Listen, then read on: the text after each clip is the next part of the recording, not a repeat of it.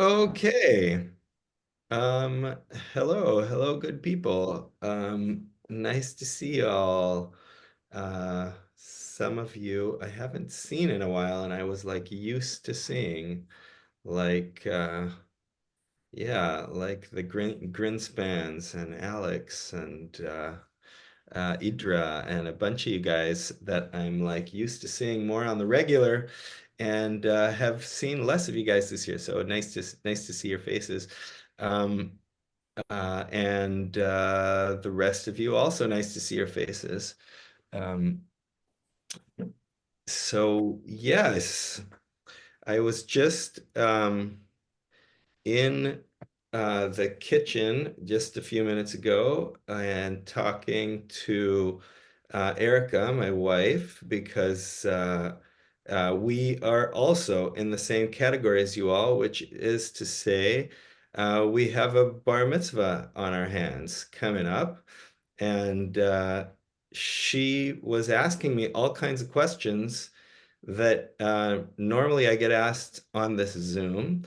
I told her she should come to the Zoom as well, but she can't right now, but she probably will. But anyways, it was like it's kind of nice to be in the same boat as you guys and to share the same questions, anxieties, and opportunities that I think all of us kind of share.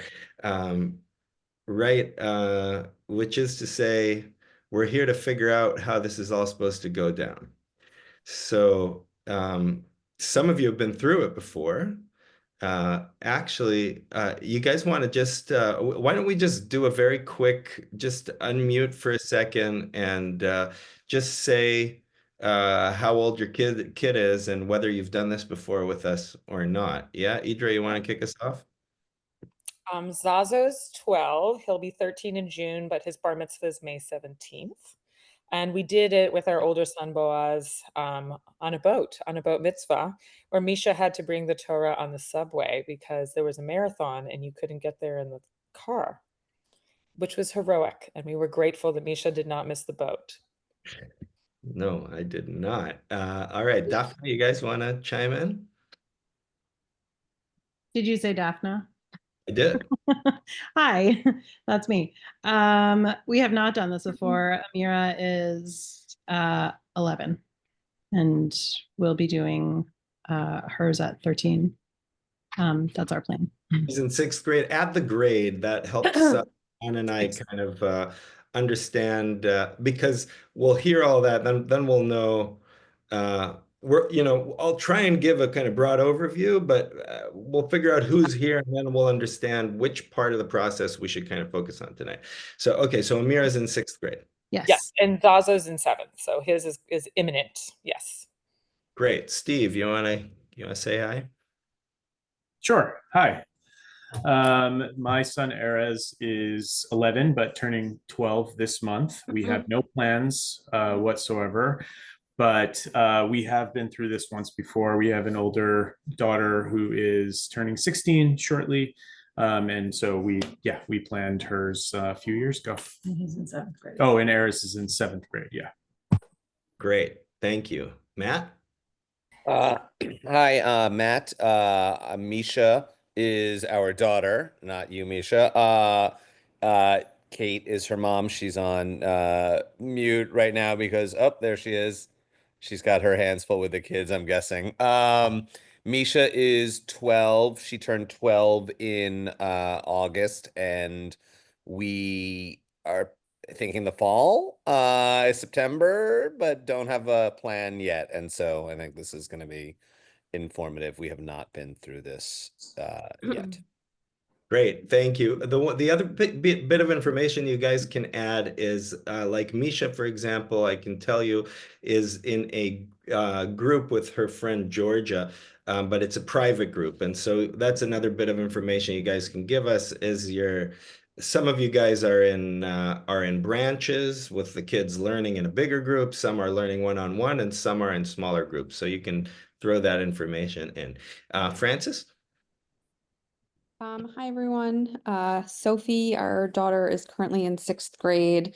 She is learning one-on-one with Ron and having a great experience. She turned 12 in November, so just last month, and we are planning tentatively for next November, so November 25, and have like a vague idea of a date, but only due to holiday Thanksgiving stuff, but otherwise haven't done this before. Okay, thank you. Shira. Hi, Max is 12. He's going to be turning 13 on May 24th, and we have the bar mitzvah scheduled for May 24th. And he was in a group with Zazo and Elias, and then but he's now studying one-on-one with Alon. Great, thank you. Tal?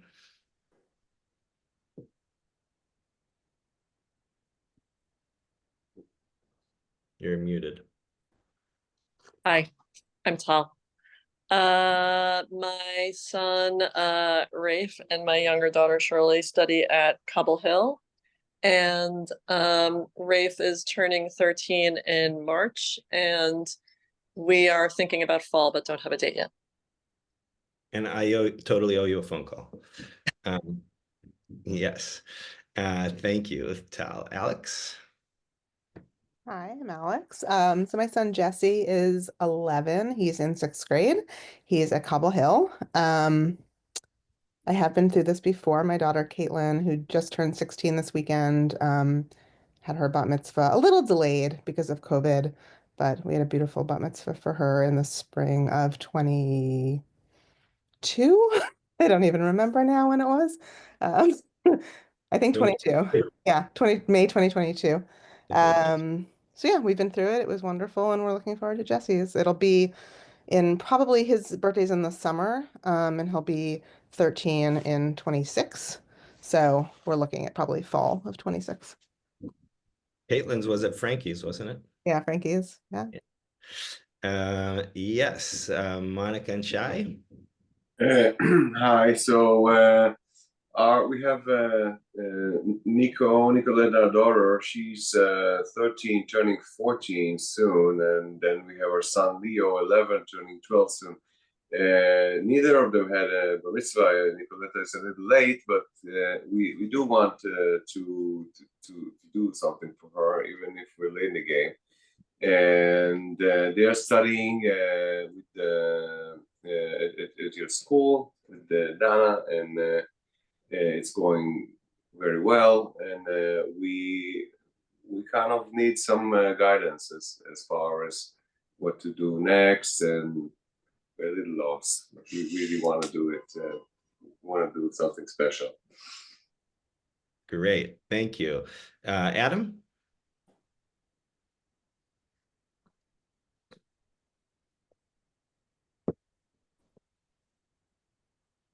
Struggling with the mute button. People on their phones are struggling with the mute button. Yeah, no, not working. All right. Well, we will we'll get back to you. If you figure it out, just unmute and say hi. Yeah, who hasn't gone? iPhone 802309. That's probably us. Yeah. Yeah, I'm Jason. This is Leah. We have a son, Sam, who's 13 in 7th grade, and he started in a private group with a friend here near where we live, working with Ron, and we are targeting a May B'nai Mitzvah, and it's our first time going through it. Awesome, thank you. Renee and Eric, I'm assuming that you guys are gonna stay off camera, and I'll if you want. Oh, Eric wants to. I'm here. I'm here. I'm just off camera. Can you hear me? Yeah. Hi, I'm in my car picking up my daughter from cheer practice. She's going to be with Sam, who is Jason Leah's, who just introduced himself. We're doing that private group with Ron, and this is my second time doing this. Sweet. Thank you. Okay. Renee, you want to chime in? Yes. Hi, it's Renee and Adam. Our daughter Serena is 12. She's doing the class with Jordan and Aran in the Clinton Hill branch. Our first time doing it. Looking for a May date. And yeah, don't know what to do, but really excited. Awesome. Okay, thank you, everybody. We didn't go. Huh? We didn't go. You guys haven't gone? I Oh, haven't gone yet. yes, please. Yeah. I'm Izzy. This is Andy. Our son Joey is 11. He's studying at the Cobble Hill branch and he's in 6th grade. So we're thinking spring 2026. Yes. Thank you, Izzy and Andy.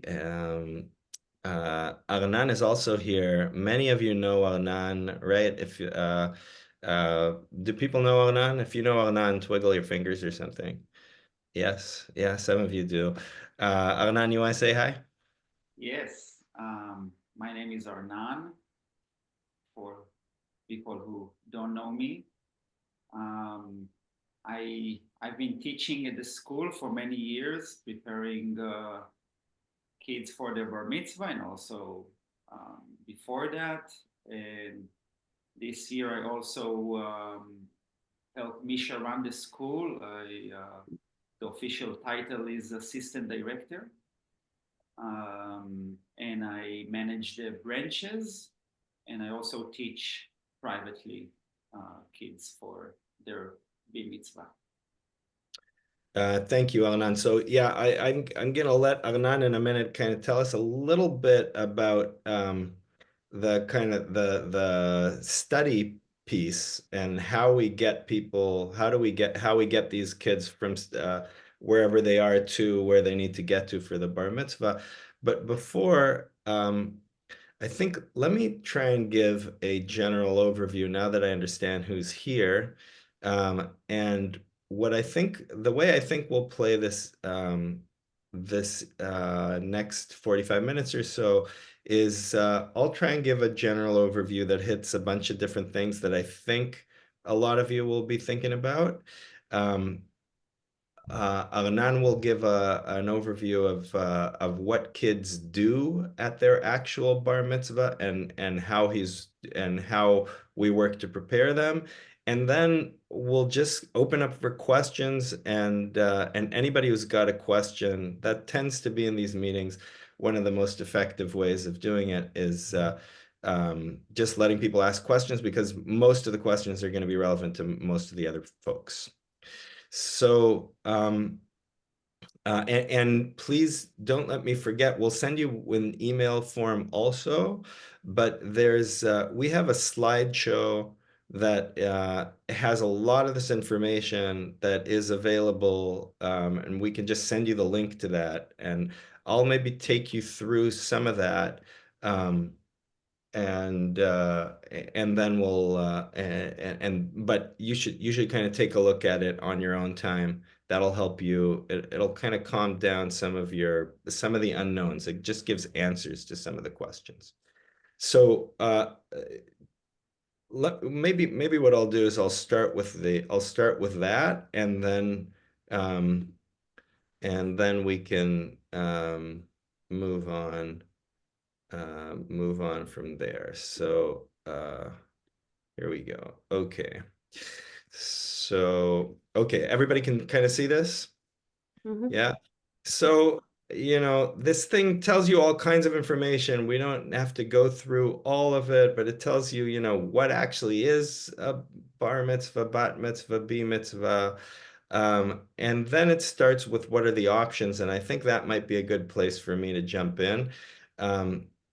Yeah, so it's a little bit of a confusing landscape, right? Because we have the School for Creative Judaism and we have the New Shul, and they're related, but they're not the same, and people get kind of confused about that. So I have two roles, right? I basically have two jobs. I'm the director of the School for Creative Judaism, which is an educational enterprise that all of your children are involved with. And I'm also the rabbi of the New Shul. And the New Shul has become the kind of community events arm of the school. Yeah, families come to us. They either come to us through the shul, and then they come to the shul also looking for education, or they come to and find us in the school and then we offer them this the community piece. When it comes to bar bat mitzvah or b mitzvah, you have kind of two options. You could do it as a new shul event. Yeah, you can, if you join the shul, which to my mind is a really beautiful piece of the education that we're trying to give these kids, is if they can, and if they can experience being part of a community, that's already a really nice offering en route to this moment in their lives, to understand, what is this Jewish thing that we're doing. So you could either you could either join the shul and then do a communal kind of service, a little bit more old school, like I did. I went to my local synagogue, and that's where my bar mitzvah was. Or you could do a private ceremony. Yeah. Both options exist within the shul, and within the school, only the second option exists, which is to say a private event. Yeah. So you could do a private event in which the family finds a space, and I come in or Arnan comes in, we bring in Yonatan or one of these other musicians. Sometimes we bring in a few musicians, and we do these beautiful ceremonies. Yeah. In order for me to officiate, the family has to be a member of the shul. Because I have to prioritize members of the shul. And so if some disaster happens, chas v'chalila, or if some simcha happens, suddenly I'm not available on your bar mitzvah date. And so in order for me to officiate, the family has to be shul members. But there's a few other people who officiate, like Arnan officiates, Yoni officiates, Dana officiates. So there are other options if you don't want to join the shul, which I understand is joining a synagogue is always a kind of strange task for us modern 21st century New York Jews. So yeah, so that's a little bit about your options. Yeah, just to clarify that. Option one, essentially, you find a space, could be anywhere. We've done it in a million different places. We've done it in people's living rooms. We've done it in Prospect Park. We've done it in restaurants and synagogues and churches, and kind of any and all options. And you can bug us, and we'll send you our list of venues if you're like trying to think about where your venue search might begin. We have a long list, and you can look at that. That's option one. And option two, the new shul offers 3 Saturday morning services every year, and people can do their bar or bat or b mitzvah as part of one of these Saturday morning services. So, for example, we have one coming up at the beginning of June 7th, I believe, in this community garden in Fort Greene, with another spot that's a rain plan, and the likelihood is, actually, we already know for sure that one bat mitzvah will take place there. But that's the thing with these communal ones, is it may not only be your kid. Yeah, it may be your kid plus one other. We've never actually had 2, but it could potentially even be 3. Yeah. But that option does exist, and there's something nice about the tendency in most of the Bnei Mitzvahs that I lead. It's like a special event created around the family, that we kind of cater it to represent the family, and to talk a lot about this young person. There's a real beauty in that. But there's also a beauty in kind of removing the spotlight a little bit person for part of the service, that this young person is really apart. It's not all about that person. So both options are kind of great as far as I'm concerned. But what you should know is that in terms, if you're really working on it, it has to be on a certain date, then it's most likely going to be a private ceremony. And if it is, and if you're open and you think, oh, maybe June could work, maybe September could work, then check in with me and see what the availability is for these communal Bnei Mitzvah. Yeah. Generally speaking, we tend to have one in June, one in September, and one somewhere in the middle, something like February. Okay. The next piece here is about the Mitzvah project, which I don't actually want to get too deep into, but you should know that as part of this whole thing, there is an expectation that each of these people complete what's called a Mitzvah project, which is a social justice project that they do. It's like, right, a bar mitzvah means that you become the owner and the definer of your relationship to the tradition. You become a kind of leader in the community. You become a full member of the community. So one of the ways in which we express this is by having a conversation with these people and asking them, okay, what actually needs to be fixed in our society, in your view? And how can you do something about it? And then we look for a way to create together some kind of project, usually an ongoing project if possible. Yeah. Again, there's a lot more information about it, but keep in mind that this is it's an open thing. Could be a lot of different things, like you see here, soup kitchen, homeless shelter, community garden, tutoring kids, teaching sports, all these things, seniors, all these things have been mitzvah projects in the past. And so there's a lot of flexibility in it, but it's really kind of important piece of this, and sometimes a difficult one to pull off because a lot of places, a lot of organizations don't let 12-year-olds or 13-year-olds volunteer on their own. So my advice is get moving on this quickly because it takes some time to figure out. So that's the Mitzvah project. Yeah, there's a lot more information here. I think what I'll do at this stage, oh yeah, the service. Maybe I'll talk for a second about the ceremony itself. Yeah. The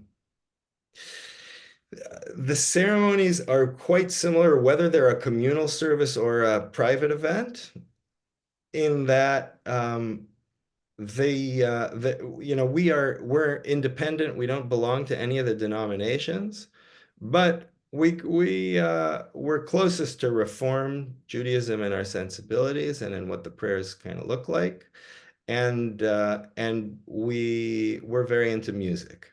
Those are the kind of main pieces of our of who we are.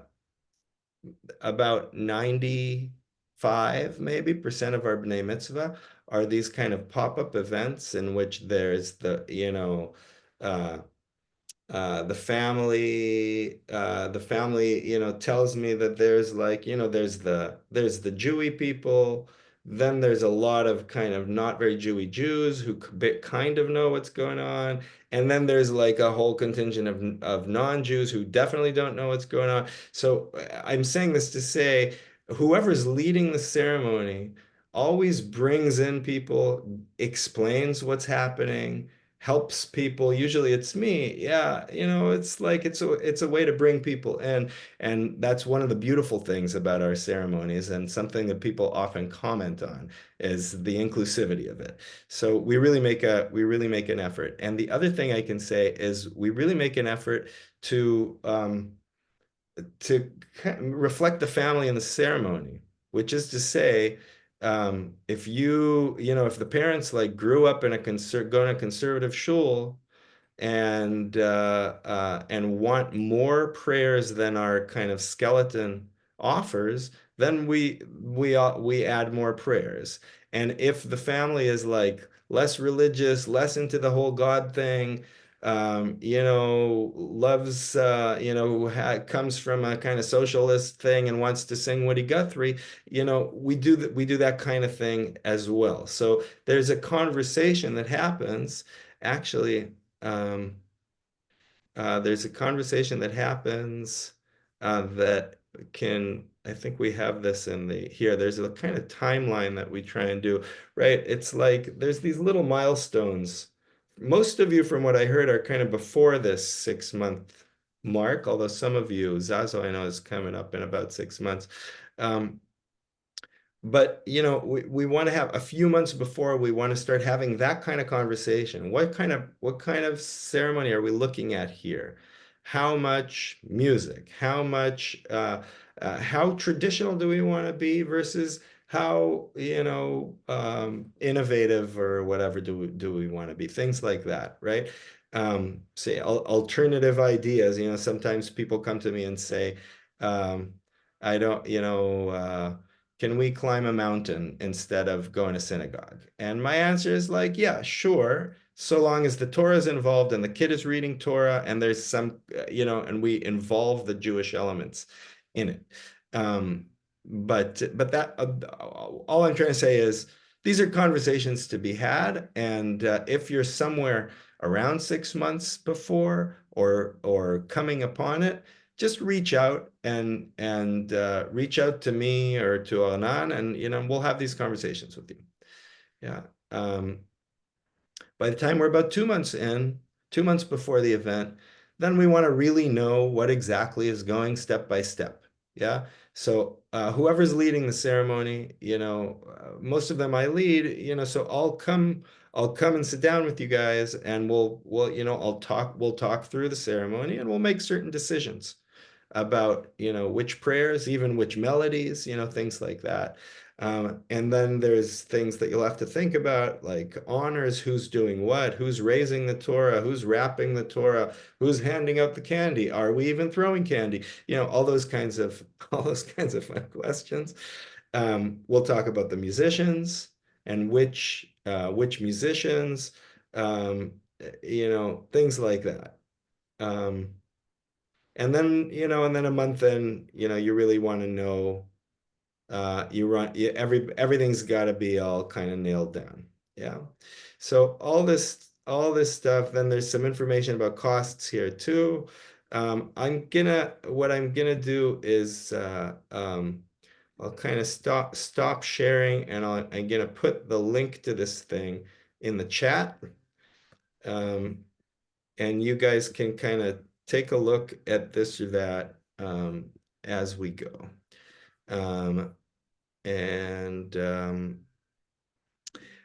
What I'd like to do is pause for a second, hand it over to Anan to kind of talk us through what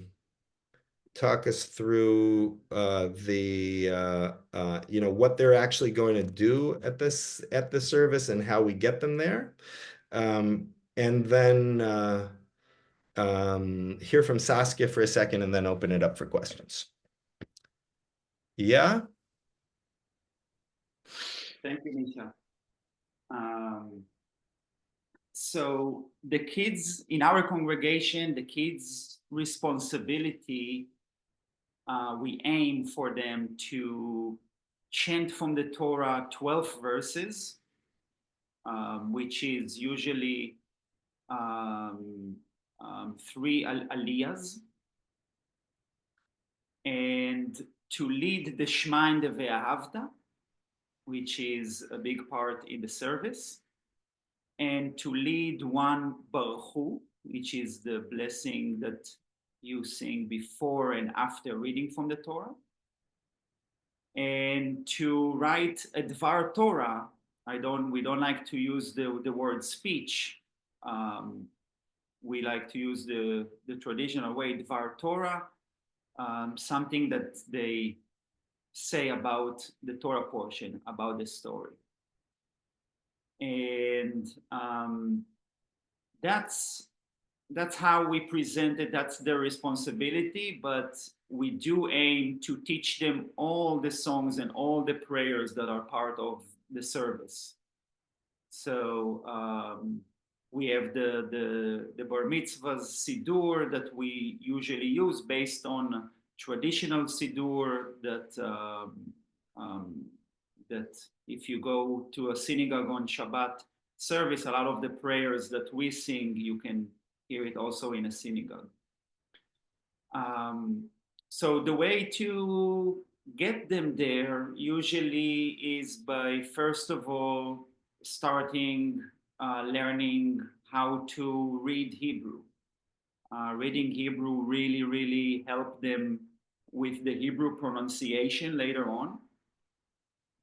So it is very important, and usually you can really hear the difference of kids who did their chanting from the Torah, kids who didn't learn Hebrew and kids who did learn Hebrew. It really helps them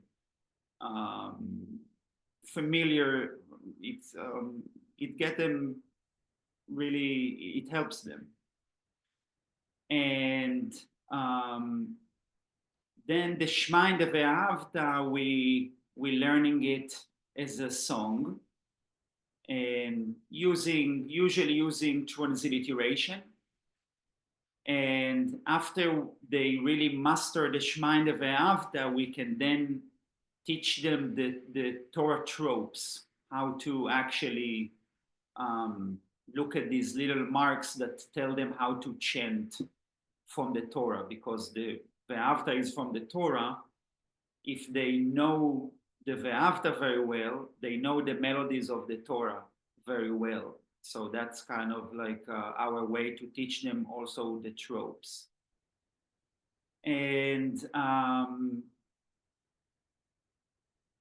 once they have a date and it's close to their service, we're starting reading their Torah portion in English. But also part of the process is also to, before we focus on their own Torah portion, is to read with them the other Torah portions, so they are familiar with the stories from the Torah, so they know what came before their Torah portion or what comes after their Torah portion. So they have like a bigger scope of all these stories before they focusing on their own Torah portion. Every teacher has their own way to teach them these melodies and songs,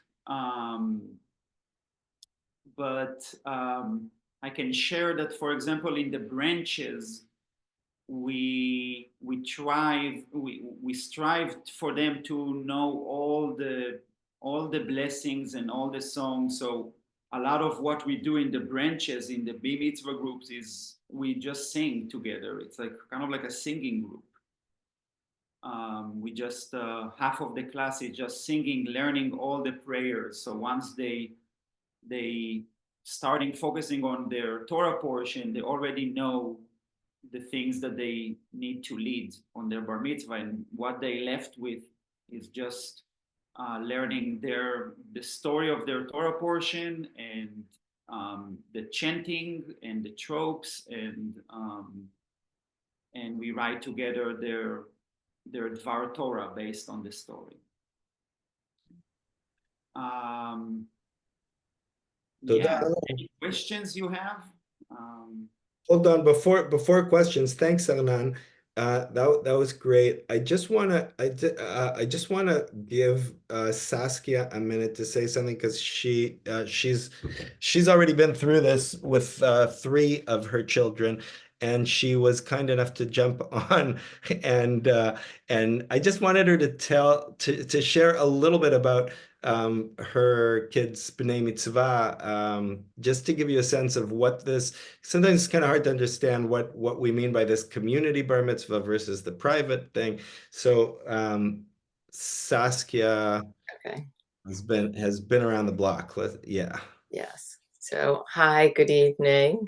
So, I've had 3 kids, had B'nai Mitzvah with Misha and the new shul, and we actually joined the new shul during my first child's, when she started studying.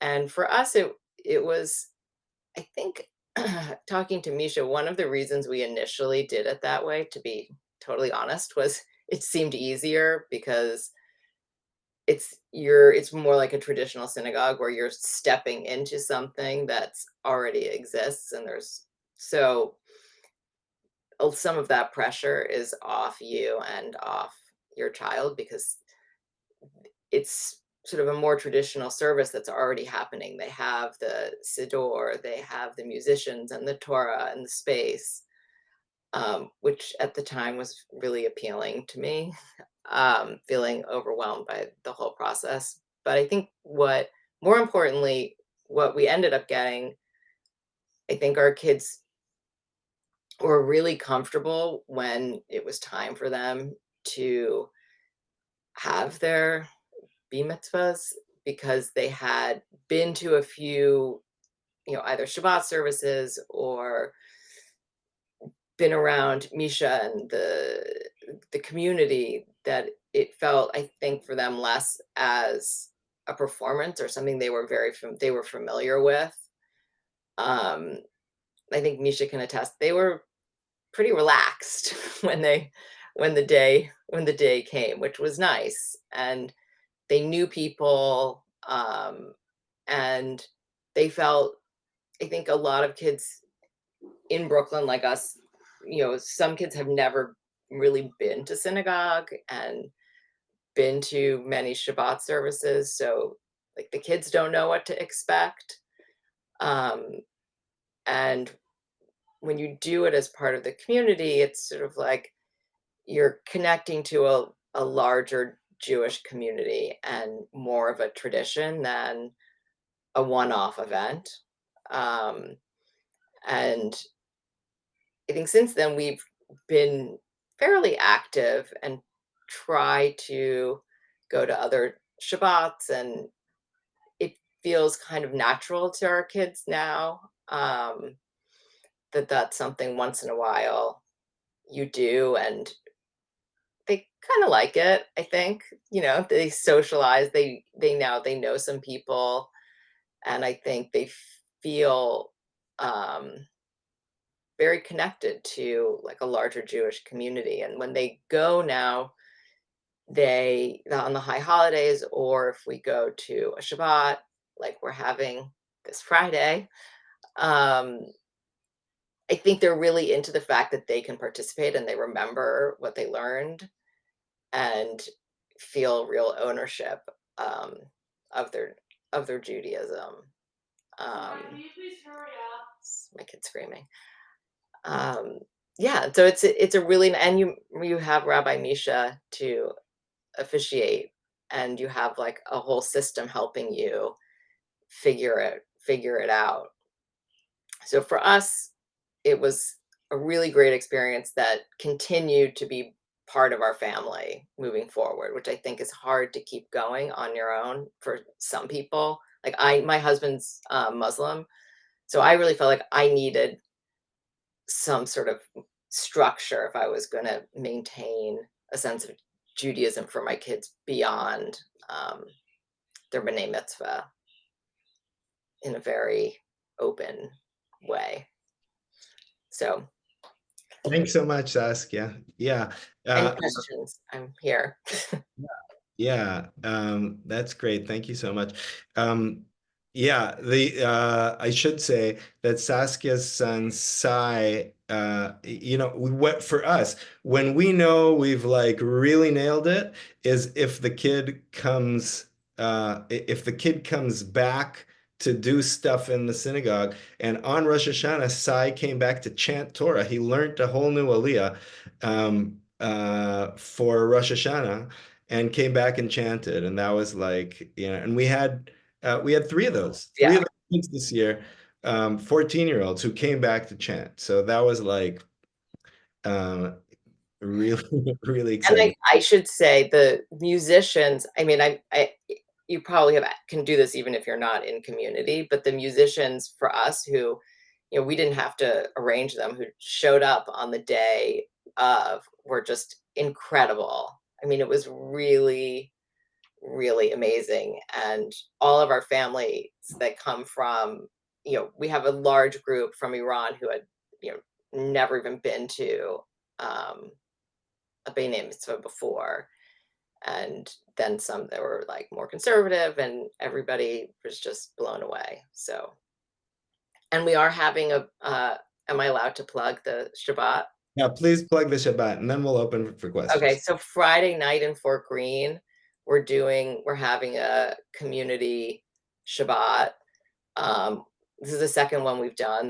Last time there were a lot of kids from SCJ and just families, not and single people, and it's a short service and then a hangout with dinner, and it's catered by Mimi's Hummus this week. And it's just like a nice way to, if you want a Jewish community and for your kids to kind of like wet their toes into what's happening in a service. And it's nice, fun people. Yeah, last time I brought up all the kids who know the Vahavta, and they were all chanting the Vahavta, and it just kind of gets them a little. It softens those stiffness, fear things that are always a part of this process. So yeah, if you guys can come, it's actually it's really exciting, this whole Fort Greene, Brooklyn Shabbatot that we're doing. Yeah, it's fun Okay. for the kids, and it's like a social hour for the adults. Okay. I'm sure I forgot to talk about everything. So just whoever's got a question for me, for Saskia, for Arnan. Yeah, go for it, Daphne. I'm curious, since the Friday evening thing seems to be new, and the Brooklyn piece of the new shul, I guess, seems to be sort of like a new, maybe growing thing. Do people ever have the mitzvahs on a Friday evening, or is that something that I guess I don't know if you I know the service is different, but I don't know if you've had celebrations on a Friday evening before, or if it's really a Saturday morning. It's not exclusively no, but Yeah. it's so yeah, I've done some day mitzvahs on Friday evenings. Mhm. But with the shul, it's like, if you're gonna do, like, for example, this Friday night thing, right? We're trying to do like a service that's 50 minutes, something like that. If you in the middle of it, you're gonna take out a Torah and do all the stuff and chant from it and hear a kid speak about it. Well, that's 40 that's a big chunk of it. You know what I mean? Yeah. So how that said, yeah, we've done it before. We have one adult bar mitzvah coming up in February that's going to be on a Friday night. Two adult members who are having their bar and bat mitzvah. So yes, it's possible, but we got to find the right, we'd have to have a reason to do it on a Friday night instead of on a Saturday.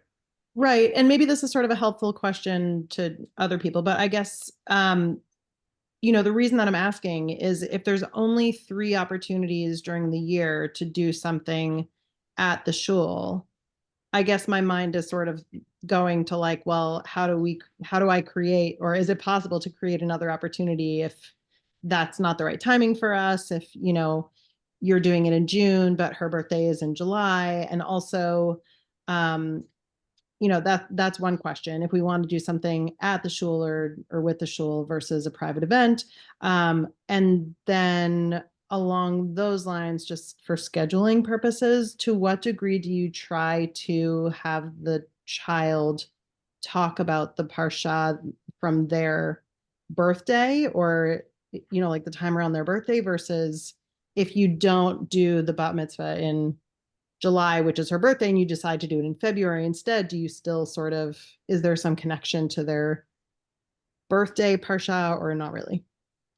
So your first question about the expanding beyond the three, we've landed on three because that's been approximately the need up until now. Actually, last year we had three planned. We only ended up doing two. So if you're interested in that, just tell us and we can work on it. I can't promise, but certainly try. And in terms of the birthday versus the other one, that we're always for me, it's like the more Torah they learn, the better. And so if they're looking at both Torah portions, great.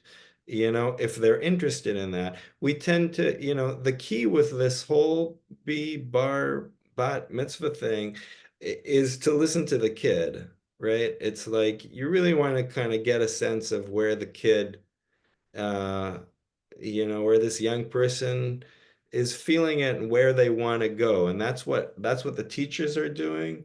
They're trying to understand, okay, this is how this person sees the Torah portion. And so I'm going to try and help that person, expand their view around it so that they can express their idea coherently and, beautifully. But it's coming from the kid. So if the kid is interested in like looking at both parshas and then talking about both, great. But if the kid is like, so what if that was my birthday one? This is the one I'm actually chanting. And in any case, they're going to want to address the one they're actually chanting because that's what they just spoke in Hebrew. So there's got to be some kind of connection to it at least.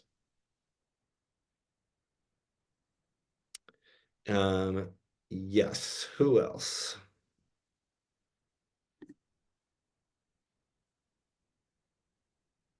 Anybody else?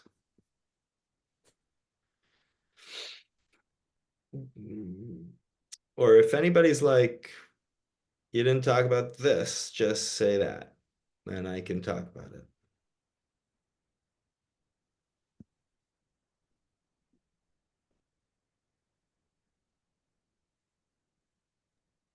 I have a question. So some people are sort of, I've been told I'm not allowed to ask more questions, but this will be the last.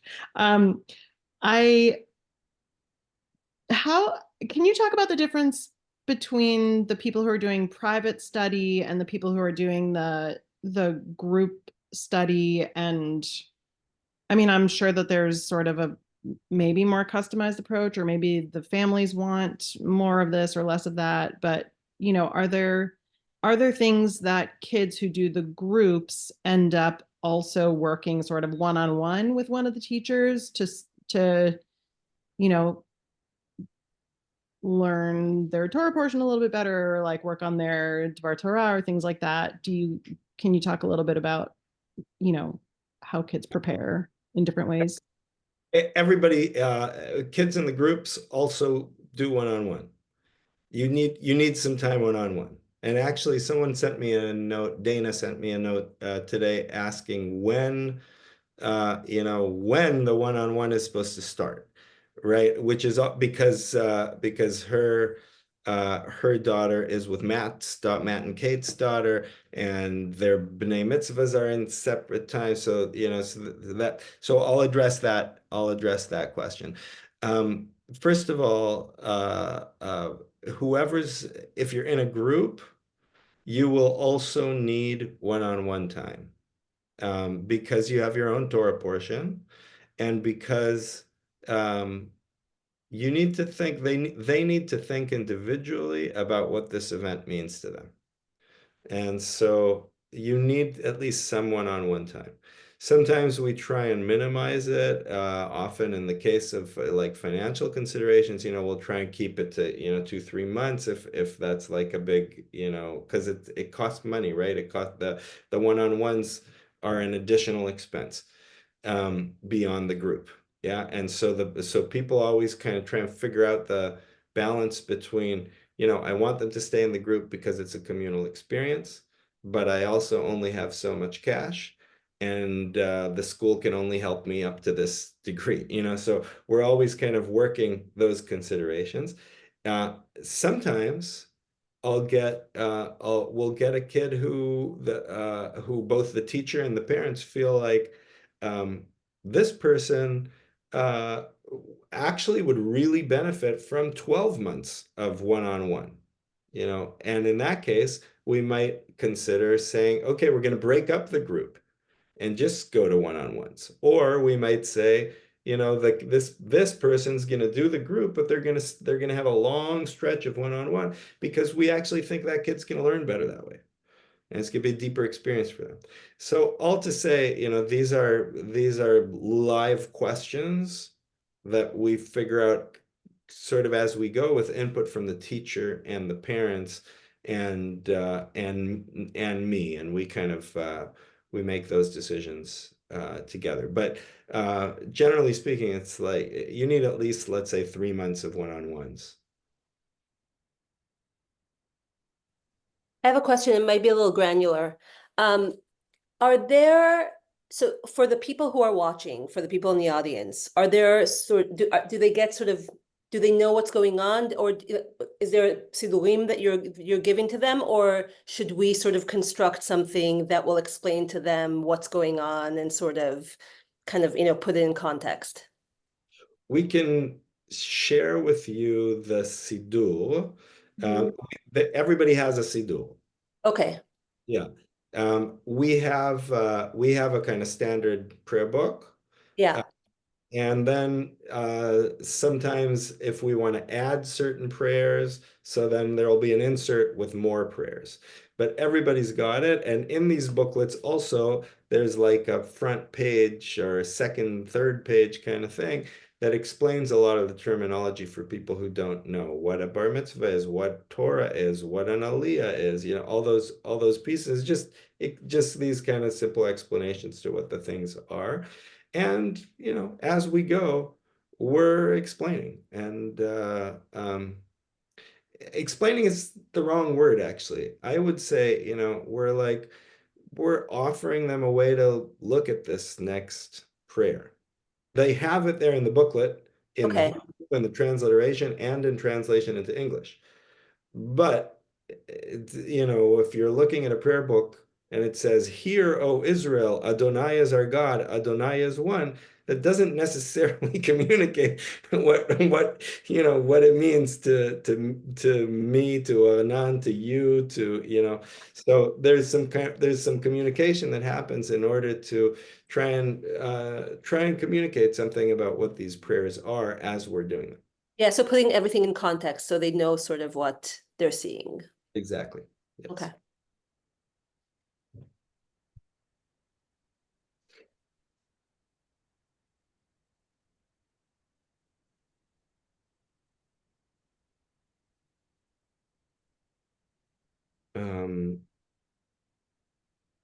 Yeah.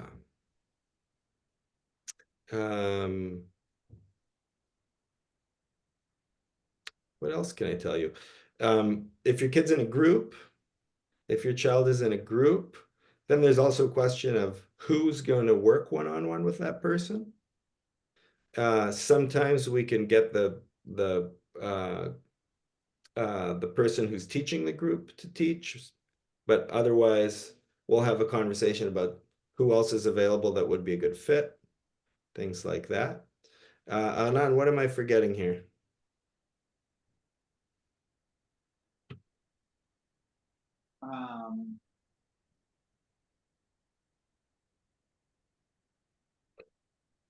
Yeah, I mean, the differences between learning with the group versus learning one-on-one is they learning the same things up to a certain point. At some point, they need to focus on their own Torah portion.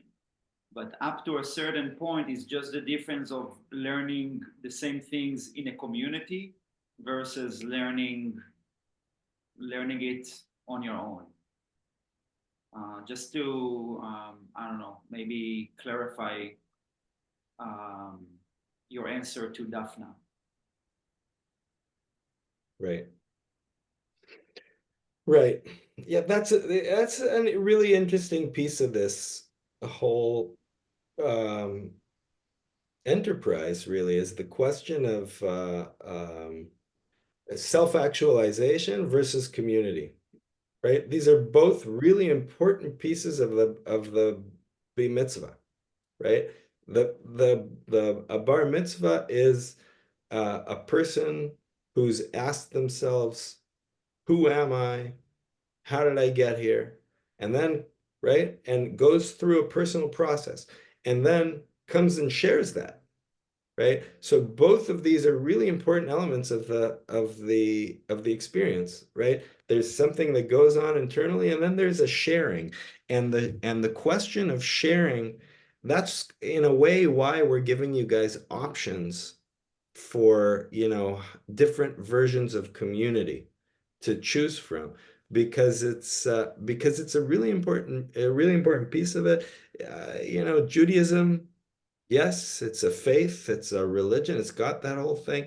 But another way to say it is it's a community, it's a human enterprise. And so, and certainly, for for most of its existence, it was really, all about community. And so it kind of gets, it's a way to get, we say in the school's, mission statement, one of the things we say is, it's a platform for families to explore their core values. And so, this question of like, how am I gonna do this, be mitzvah? Is it gonna be in this type of community or that type of community, or in this type of space or that type of space? Is the kid gonna, deal with politics or with, God, or, what is it?